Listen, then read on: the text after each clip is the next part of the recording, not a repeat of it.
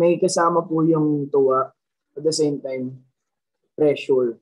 Kasi syempre po hindi naman po natin lahat mamimit ng expectations ng bawat manonood.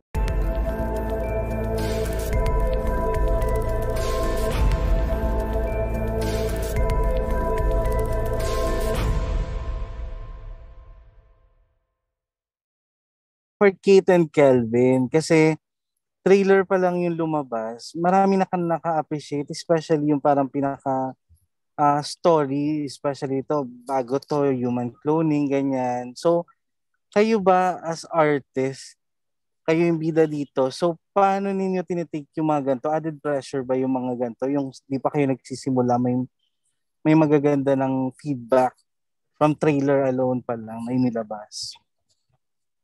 Para po sa akin,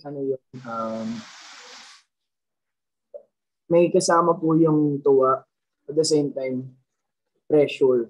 Kasi syempre po hindi naman po natin lahat mamimit ng expectations ng bawat manonood o bawat tao sa kanilang bahay, di ba?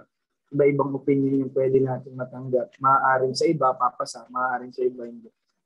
Though, sobrang laki po ng tiwala namin sa proyektong ito dahil binigay po namin yung buong puso at yung tiwala namin dito sa script, sa production, sa mga co-actors. Kaya talagang tuwa at pressure na sana ma-maintain namin mula simula hanggang sa dulo na mapasaya, mapaiyak at talagang maantig ang mga puso ng mga kapuso viewers at po kung sino ng mga manonood. Yes, I agree with Kelvin dito. Actually, good pressure. Kasi ako nervyosa po talaga ako. Kaya nalaman ko po na ganito yung gagawin ko. Parang, teka lang. Ay! Sabi nga ni Ralph, huwag mo kasing dalhin lahat ng mga minsan, bitawan mo rin at i-enjoy mo ang regalo sa ilang mundo. So, proud of you.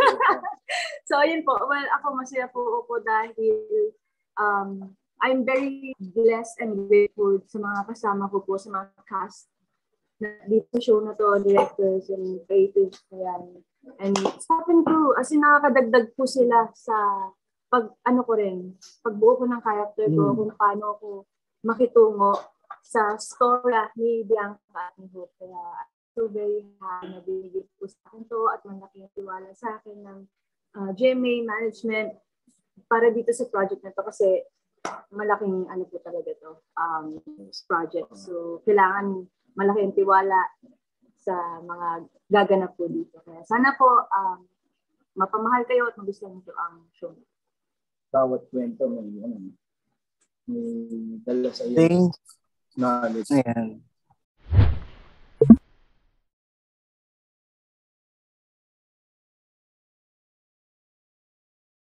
For me, para sa akin po, yes. Kasi marami po silang marirealize at matututunan din naman dito. Hindi naman talaga siya totally naka-focus lang about science of cloning. Ayun. Actually, mahati po talaga mga iba-ibang opinions for sure. Pero, gaya nga po sinabi ko, may realize at matututunan sila dito. Yes. So, para sa akin, mas mabuti nang ipakita yung mga ganitong klaseng content o tema sa mga manonood para maihati natin talagang ibigay ng konseptong ito. Kung ano yung gusto parating sa mga manonood. Para sa akin, okay talaga siya para rin mamulat, good man or yung magiging open, at least makikita nila kung talaga yung proseso at gustong iparating naman natin yung acceptance. Kasi tayo merong love, merong lahat ng emotions ng isang tao, meron na tayo yan.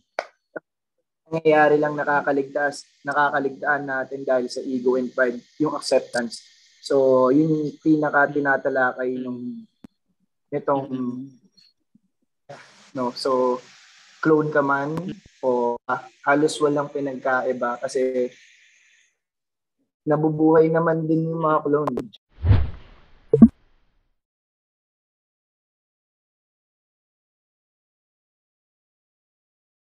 Yes po, actually maingat po talaga siya naming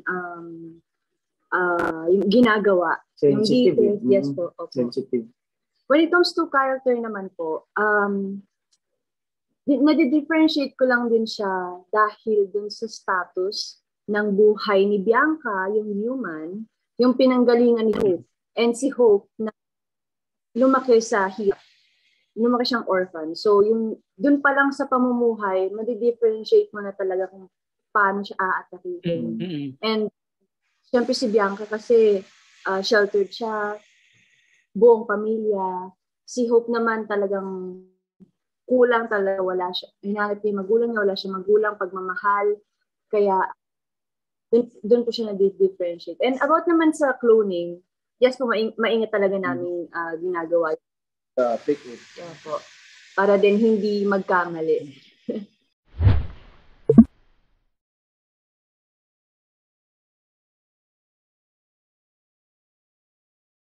Parehas na gusto ng pagmamahal ng isang pamilya. Si Bianca gusto niya buo yung family niya, masaya lang. Dahil nga nagkakaroon ng, base din sa AVP, nagkakaroon ng problem with parents, ganyan.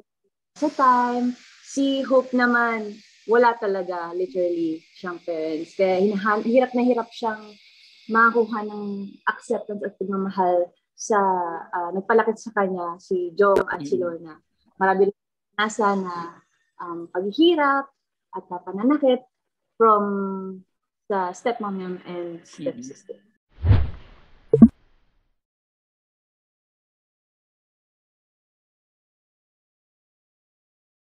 Yung sitcom, yes, yung Liko, pero yung teleserye, yung Mano po. Ayan. So, ang masasabi ko lang is, about naman sa character ko, yung character ko kasi isa yun sa matatagpuan ko para magprotekta sa kanya sa napakagulong mundo. So, naging bata ako ulit dito sa role ko na to. Parang i-deliver yung lines, yung pagkakaintindi ko sa mga pagbabatuan namin. So, yun lang yung adjustment. Yun yung mga adjustments na ginawa ko para i-portray si... Pero based doon sa trailer, ikaw ba yung anak ng mayaman doon, ano? Tama ba ako? So, magkakaroon ng conflict. Tama ba? Yun. Ako yung anak ng billionaire Ayan, si Miss Isa Lito, no? Na parang may kinalaman sa mga pangyayari at kaganapan sa mga nangyayari sa story.